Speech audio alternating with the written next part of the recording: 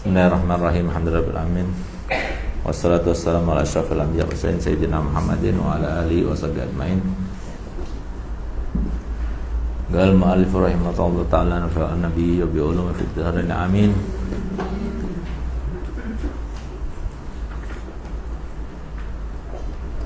Qala wa minal ma'na al-akhar maruya anna rajulan min bani Israila ata 'abidan min bani Israil fawati'a ala raqabatihi wa wasajidun faqala lil 'abid irfa fa wallahi la yaghfirullahu lak fa awhallahu 'azza wa jalla ilaihi ayyuhal muta'alli alayya bal anta la yaghfirullahu laka. Dan termasuk diantara arti yang sama seperti yang diriwayatkan bahwasanya ada seseorang dari Bani Israel datang kepada seorang hamba yang ahli ibadah dari kalangan Bani Israel, maka kemudian dia itu menginjak kepalanya atau tengkuknya dalam keadaan dia sedang bersujud.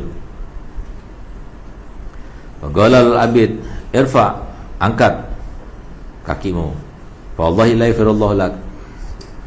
Demi Allah, semoga Allah tidak mengangkat tidak mengampuni kamu. Fa awhallahu azza wa jalla ilaihi. Maka kemudian Allah Ta'ala memberikan wahyu kepadanya, ayyuhal muta'ali alayya, wahai orang yang bersumpah dengan namaku, bal anta, tetapi engkau, semoga Allah tidak mengampuni kamu. Nah, jadi artinya apa? Jangan memasuki ranah yang bukan ranah dia gitu. Nah, ini kan ahli ibadah. Ahli ibadah itu lagi sujud. Kemudian datang seseorang yang tidak baik dari Bani Israel itu, kemudian menginjak kepalanya. Nah, yang ahli ibadah itu mengatakan, angkat kakimu, semoga Allah tidak mengampuni kamu, gitu. Karena dia marah, semoga Allah tidak mengampuni kamu, gitu. Allah memberikan wahyu kepada yang ini, kepada yang sujud itu, bahkan bahkan engkau yang tidak diampuni oleh Allah Ta'ala dosamu, gitu. Nah, jadi orang yang bersumpah dengan namaku, engkau yang tidak diampuni. Nah, jadi jangan masuk ke ranah yang bukan ranah kita, gitu. Nah, kadang-kadang kita masuk ke ranah yang bukan ranah kita, yaitu apalagi ranahnya Allah, ranahnya orang lain saja jangan, yang bukan di bidangnya jangan, yang bukan dalam kekuasaannya jangan, yang bukan di dalam kehormatannya jangan, apalagi yang di dalam kemuliaan Allah, di dalam kehormatan Allah, di dalam kekuasaan Allah, jangan gitu.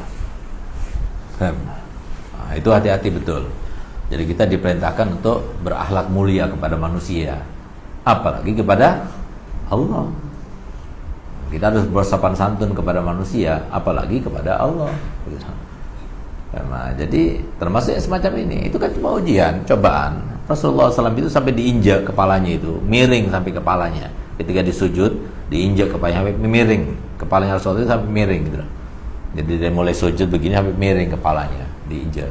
Tapi Rasulullah tidak berbicara dan tidak mendoakan yang menginjak kepalanya Rasul. Itu Nabi SAW gitu. Ya, yang patut ditiru siapa ya? Nabi SAW gitu. Rahmatnya itu syafaqahnya itu kamil gitu. Walaupun kita tidak mampu, ya sudah, marah saja sama dia, orang itu marah, pukul dia. Nah, kalau kamu nggak tahan, pukul dia, itu hak kamu. Kamu membalas sekedar dengan perbuatan dia gitu loh, jangan berlebih, tapi sekedar dengan perbuatan dia. Tapi jangan sampai kamu kemudian mendoakan, apalagi sampai bersumpah gitu. Demi Allah, Allah tidak akan mengampuni kamu. Dari mana kamu bersumpah? Nah, itu kan ranahnya Allah itu. Allah mengampuni atau tidak mengampuni terserah dia. Nah, bahkan kata Nabi SAW, seumpama ada satu orang yang dia itu dari mulai hidup sampai dia mau meninggal, semua amalnya itu adalah keburukan, tapi di akhir umurnya dia melakukan kebaikan, lalu kemudian Allah masukkan surga, Allah tidak merasa zalim. Kenapa? Dia berlaku di dalam kekuasaan dia. Dia itu serah Allah. Nah, kita nggak berhak untuk menolaknya, kita nggak berhak untuk komplain, gitu. Karena itu bukan ranah kita, itu ranah Allah. Sama seperti Ustaz punya kacamata ini, kacamata hitam. Ini kacamata hitam ini bisa memotret, bisa mendengar suara, bisa ngomong pakai kacamata ini. Ustaz mau kasih siapa, Ustaz mau lempar, mau ya, serah Ustaz. Ngapain kamu intervensi? Enggak, antum harus kasih anak. Siapa ente? Tambah marah saat bilang gitu. Ente siapa? Siapa anak? Ente biaya hidup anak. Ente bilang begitu. Nah, gitu. Sama seperti itu. Dan nggak pantas dia itu intervensi di dalam ranah yang bukan ranah dia, apalagi itu ranahnya Allah SWT. Gitu. Nah, jangan. Nah, itu maksudnya. Galal Haris Al-Muhasibi radhiyallahu ta'ala anhu, li'annahu innama ta'ala 'ala Allah azza wa jalla an la yaghfirallahu lahu li'adami qadri nafsi indah. Nah, karena dia itu seakan-akan bersumpah kepada Allah Ta'ala karena dia itu merasa bahwasanya kedudukannya di sisi Allah itu sangat agung. Dari mana dia tahu kalau kedudukannya di sisi Allah sangat agung gitu? Dari mana dia tahu kalau ibadahnya selama ini diterima oleh Allah Ta'ala? Dari mana dia tahu? Nggak ada yang tahu. Nah, oleh karenanya jadi jangan pernah kepedean kalau terkait dengan Allah, itu jangan pernah kepedean. Jadi seorang mukmin itu sudah dijelaskan oleh Nabi antara khauf dan roja. Jangan khauf terus, itu bukan sya'nul mukmin, bukan. Jangan roja terus gitu loh. Oh aman, aneh ini kan yang penting anak beriman, aneh kan umpamanya Rasulullah pasti selamat. Jangan. Ya, ente harus ada khaufnya juga, harus takut. Harus beribadah, harus berusaha, harus berakhlak mulia. Jadi sebagaimana kamu itu melakukan akan dilakukan. Perilaku kamu itu mengundang perilakunya Allah. Gitu. Nah, jadi harus ada ketakutan, tapi kita juga harus ada roja, harus ada roja. Nah, itu antara khauf sama roja itu mukmin itu seperti itu. Jadi khauf roja itu nggak bisa dipisahkan dari seorang mukmin. Nah, ini tidak. Jadi bahkan dia itu bersumpah demi Allah, Allah tidak akan mengampuni kamu. Jadi seakan-akan dia itu dari sombongnya itu, seakan karena dia itu diinjak kepalanya sama kakinya, seakan-akan dia itu sudah bersumpah nggak bakalan Allah akan mengampuni kamu. Kenapa? Karena kepalaku ini mulia sisi Allah. Seakan seperti itu gitu. Nah, jangan, hati-hati yang semacam itu gitu. Wa innal isaa ilaihi indallahi azza wa jalla 'azima la yaghfiruha Allah Ta'ala limaudi ibadatihi wa sujudi. Dan membuat kesalahan, membuat keburukan kepadanya itu ada suatu kesalahan yang sangat besar yang gak bakal diampuni Allah Ta'ala dosanya. Siapa dia dibandingkan dengan para nabi? Coba lihat nabi-nabi yang dahulu. Kata Nabi Muhammad SAW ketika Nabi berada di bawah Ka'bah, datang sahabat-sahabat Nabi yang dalam keadaan diintimidasi oleh orang-orang Quraisy Mekah. Banyak mereka yang terbunuh, seperti abahnya sahabat Ammar bin Yasir sama ibunya itu ya sudah terbunuh. Banyak mereka yang disekap ya di dalam rumah dan sebagainya. Bilal bin Rabah disiksa dengan batu yang berat di atas gurun pasir yang panas gitu. Sehingga apa? Datanglah sahabat-sahabat Nabi kepada Nabi. Nabi pada waktu itu sedang bermunajat kepada Allah, beribadah kepada Allah. Akhirnya ya Rasulullah, apa bukan sudah waktunya sekarang ini engkau berdoa kepada Allah untuk memohon pertolongannya supaya diazab tuh orang Quraisy itu, mati semuanya dikasih azab dan dikasih pertolongan engkau. Apa kata Nabi SAW? Engkau tahu para nabi-nabi dahulu, rasul-rasul dahulu memperjuangkan agamanya. Mereka ada di antara mereka yang sampai digergaji dari mulai kepala sampai terbelah menjadi dua. Ada di antara mereka yang sampai dimasukkan ke dalam minyak yang panas dalam keadaan hidup-hidup. Tapi mereka tidak sampai keluar daripada agamanya. Sabarlah, pastikan dan yakinlah bahwasanya pertolongan Allah itu pasti akan datang. Walakinnakum la tasbirun, kata Nabi SAW. Tapi kalian itu nggak sabar. Nah, jadi camkan baik-baik kata-kata Nabi ini. Walakinnakum la tasbirun. Kalian itu nggak sabar. Berarti yang perlu kita pelajari sekarang ini adalah bersahabat dengan sabar. Belajar sabar. Ini yang perlu kita pelajari. Nah, belajar sabar itu dari hal-hal yang kecil gitu loh. Jadi belajar sabar itu untuk diri kita sendiri. Banyak kita belajar sabar pada orang lain. Belajar sabar pada diri kita sendiri. Yang gemuk, urusin, gitu loh. Ya, yang nggak boleh makan ini, sabar, nggak jangan makan. Untuk demi kamu sendiri itu belajar dari hal yang kecil gitu. Kamu harus tahajud, ya tahajud, sabar, bangun.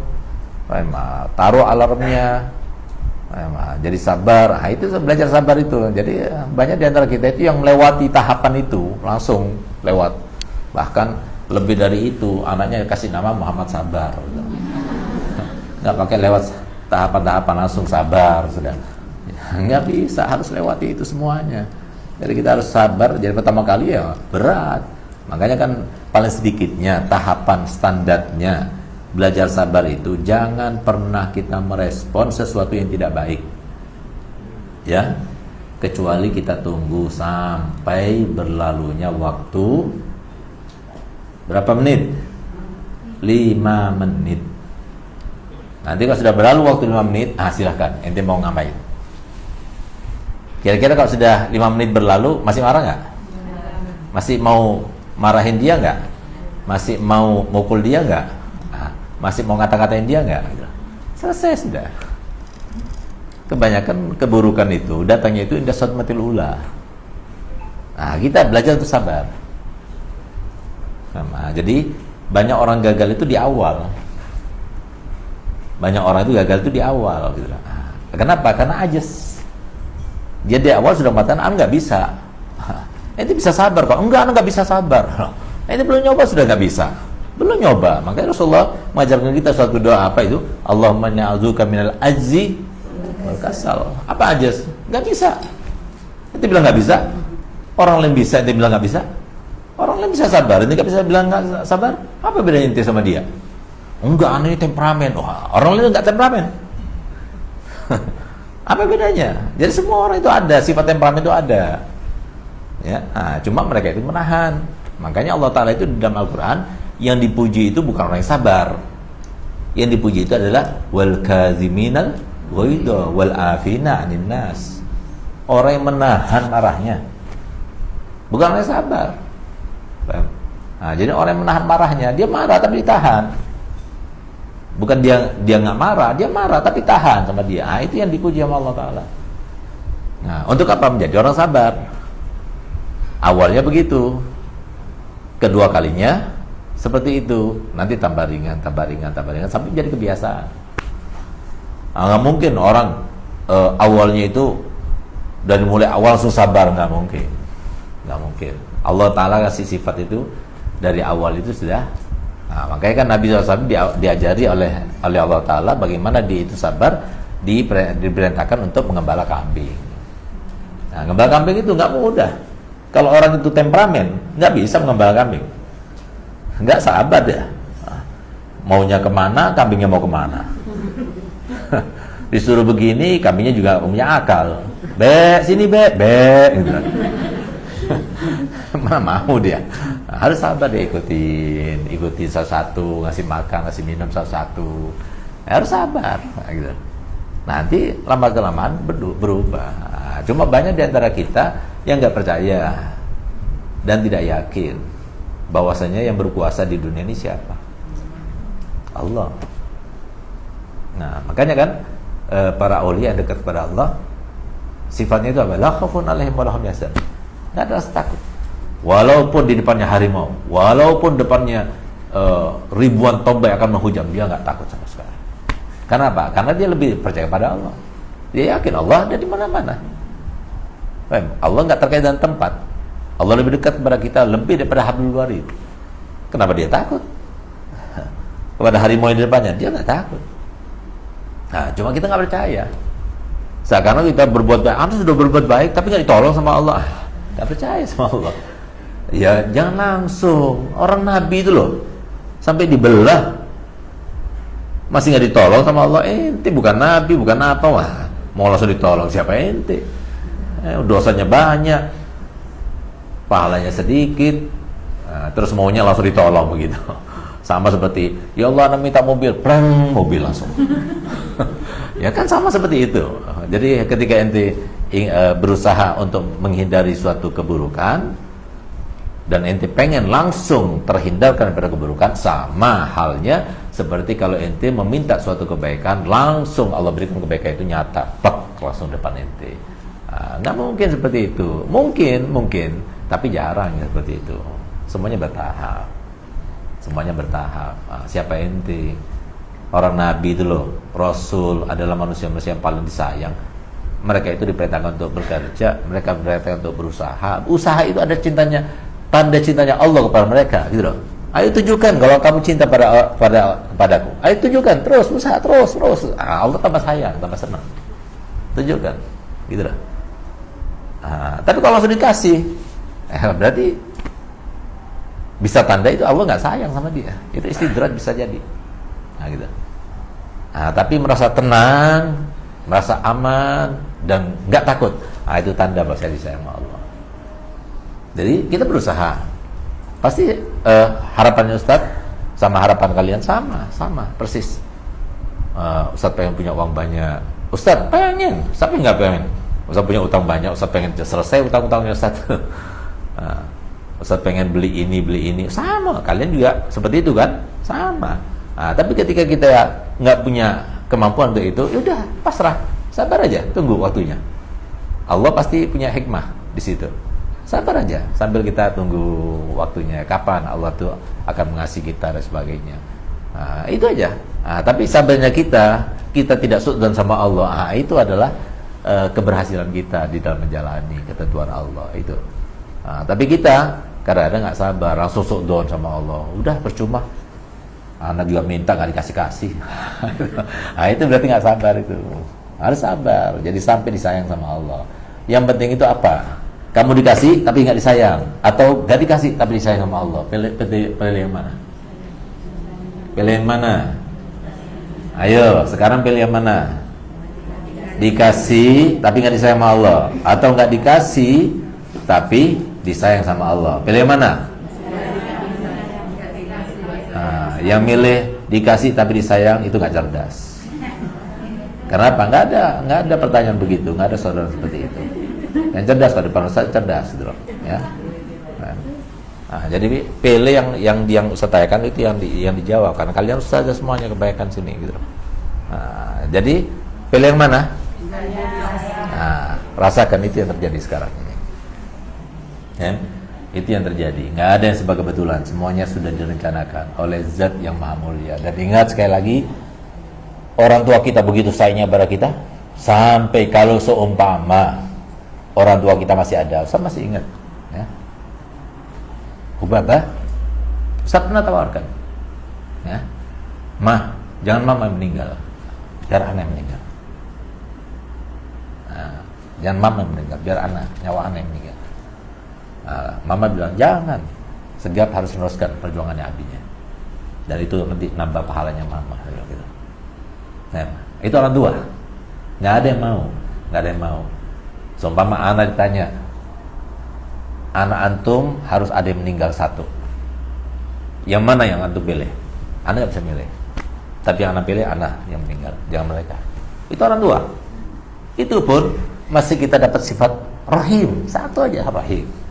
Orang tua itu rahim, ya, masya Allah, ya. Rasulullah begitu sayangnya pada umatnya, sampai-sampai dia bersumpah tidak rela satu pun daripada umatnya berada di dalam neraka. Rasulullah cuma dapat sifat Raufun Rahim. Tapi Allah SWT Arhamur Rahimin. Kita suudzon kepadanya. Cuma kita nggak mau mendekat padanya. Suudzon terus, dekat padanya. Yakin, kalau sudah dekat pada Allah Ta'ala, semuanya bisa berubah. Anak ente yang bandel itu, anak ente yang nggak terdidik itu, yang nggak terkendali itu, bisa dikendalikan. Apa yang ente mau, semuanya tanpa yang tertek aja, nggak ente minta, dikasih sama Allah Ta'ala. Makanya coba doanya Habibul Haddad, coba lihat doanya Habibul Haddad. Sama mau minta aja malu, minta saja itu malu, sehingga doanya Habibul Haddad itu kepada Allah Ta'ala apa doanya? Apa doanya? Kesidahnya itu loh, Qad kafani ilmu Rabbi min su'ali. Apa Allah nggak tahu apa yang aku perlukan? Tahu, nggak perlu aku minta. Tapi kalau aku minta sesuatu, itu tanda bahwasanya aku perlu kepada Allah Ta'ala. Kalau harus minta sesuatu, berarti itu tanda bahwasanya aku perlu kepada Allah Ta'ala. Itu sifatnya manusia seperti itu. Itu diterapkan, dinyawai, dirasai, diresapi. Semacam itu. Nggak usah. Kalau kamu lihat TikTok terus, Facebook terus dan sebagainya. Sumpah. Memang. Oleh karena saya katakan kepada anak-anak ABM yang berapa kali ngusulin, Set, komentarnya tutup, jangan tutup. Biarin mereka itu ngata-ngatain Ustaz, biarin. Nah, karena apa? Itu nambah pahala. Nah, karena Rasulullah itu dicaci maki, diejek lebih daripada itu. Biarin kita Pak, mereka melihat kita diejek begini, biarin. Biasa. Karena di dalam surat Yasin disebutkan ya hasrat al ibad ma yatihim illa kanu ya kayak begini, biasa aja gitu. Jadi jangan kita alergi dengan mereka, biasa aja. Bahasa kita bersyukur, alhamdulillah kita bisa senasib seperti mereka gitu. Nah, kalau kita berbuat jelek, ya baru kita itu kemudian pantas untuk kita itu kemudian menolak untuk kita dikatakan seperti itu. Tapi kalau kita nggak berbuat jelek, tapi kita dalam keadaan kebenaran, nggak jadi masalah. Nah, paham? Nah, itu. Galiannahu adda nafsahu adimal qadri indallahi azza wa jalla. Fa jama'a baina ujubin wa kubrin wa ghitirarin billahi azza wa jalla. Dia mengumpulkan bukan cuma sombong, tapi ujub juga, sombong juga, dan tertipu dengan amalnya dia. Wa minal ma'nayaini jami'an maruya anna Isa alaihissalam kharaja ma'hu salih min salihi bani Israel fatabi'ahuma rajulun khati'un masyhurun bil fisqi fihim faqa'ada muntabizan anhuma munkasiran fada'a Allah subhanahu wa ta'ala wa qala Allahumma firli wa da'a hadha salih wa qala Allahumma la tajma' baini wa baina hadzal 'asi fa Allah ta'ala ila Isa alaihi salam inni qad istajabtu du'ahuma jami'an radatu dzalika salih wa ghafartu li dzalikal mujrim.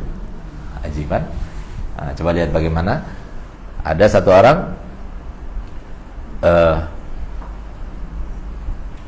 orang diriwayatkan bahwasanya Nabi Isa alaihissalam itu keluar bersamanya orang soleh, ya, daripada soleh Bani Israel, dan mengikuti keduanya Nabi Isa sama orang soleh ini seseorang yang sangat masyhur dengan kefasikan,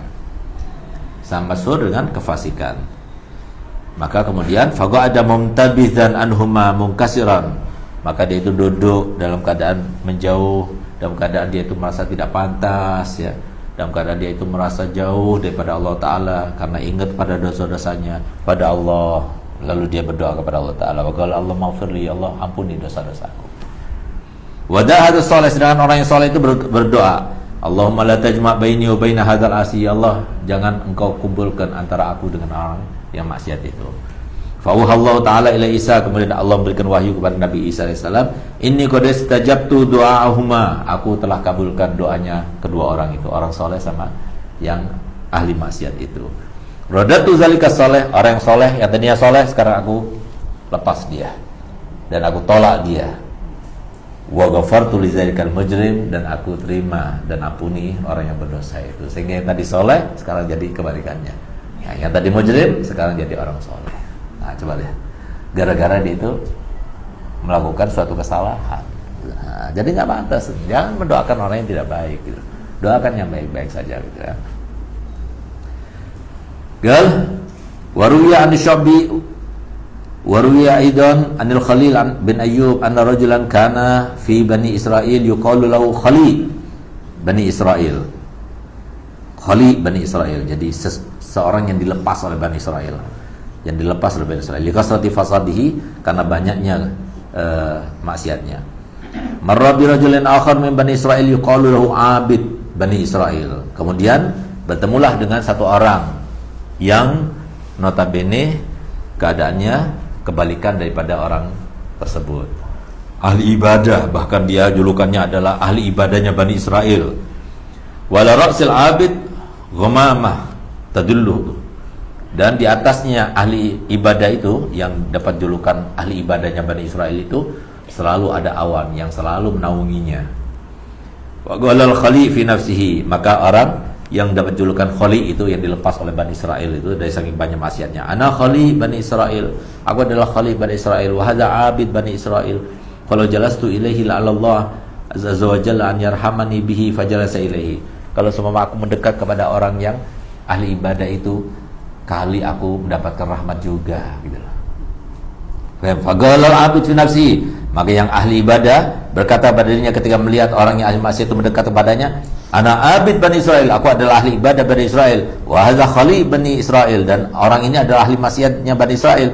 Yajlisu ilayya, dia mendekat padaku, fa anifa minhu, dia merasa congkak darinya.